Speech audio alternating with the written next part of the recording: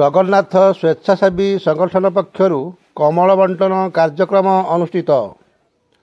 अनुगुल जिला आठमल्लिक उपखंड किशोरनगर ब्लॉक गाँ बइंडा पंचायत अंतर्गत सोरंडा ग्राम रे प्रथमाष्टमी तिथि अवसर में जगन्नाथ स्वेच्छासेवी संगठन पक्षर कमल बंटन कार्यक्रम अनुष्ठित हो जाइछि। एथिरे अनुगुल जिला किशोरनगर ब्लॉक अंतर्गत सोरंडा ग्राम रे प्रथमाष्टमी अवसर में जगन्नाथ स्वेच्छासेवी मानक द्वारा आगकू शिविर प्रदान शीतर प्रभाव देखि किछि असहाय मानकू कमल बंटन करा जाइछि। एभली उत्तम कार्यक्रम पाई एही अंचल पाई खुशीर विषय देखिबाकू मिलिछि।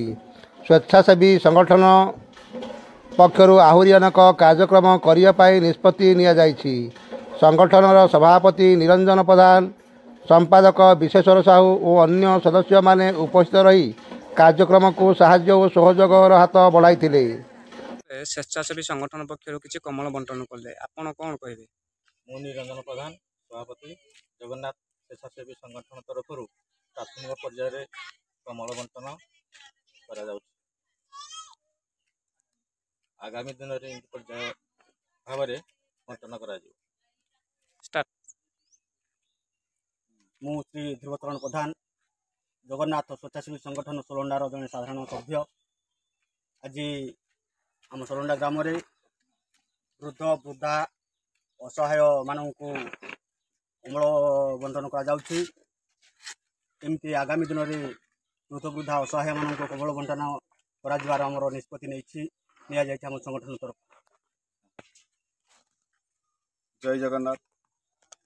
जगन्नाथ स्वेच्छासेवी संगठन सोलंडा आमर एटा बर्तमान मेंबर 30 मेंबर रे स्टार्टिंग होईची।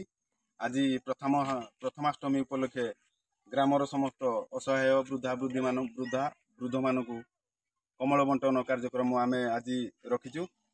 एमिति आगामी दिन में आमर जेते पर्यंत सत्साहस जीव सेते पर्यंत आम यही कार्यक्रम को जारी रखिबु।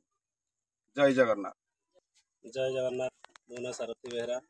आज आम जगन्नाथ स्वेच्छासेवी संगठन सोलंडा तरफ शीत को आख्या रखी किसी वृद्धा वृद्धि माँ बापा एवं भाई भौणी को कम्बल बंटन करागला एवं आगको मध्य ए संग्राम आमर जारी रहिबो। मु जगन्नाथ स्वेच्छासेवी संगठन समस्त सदस्य मानक धन्यवाद देवी जहा हो से सहयोग आज आम एत बाट पहुँची पारिछु। आगामी दिन में आहरी आम कमल बंटन करने निष्पत्ति। बइंडा सिटी दीपक कुमार साहू को रिपोर्ट आठमल्लिक समाचार।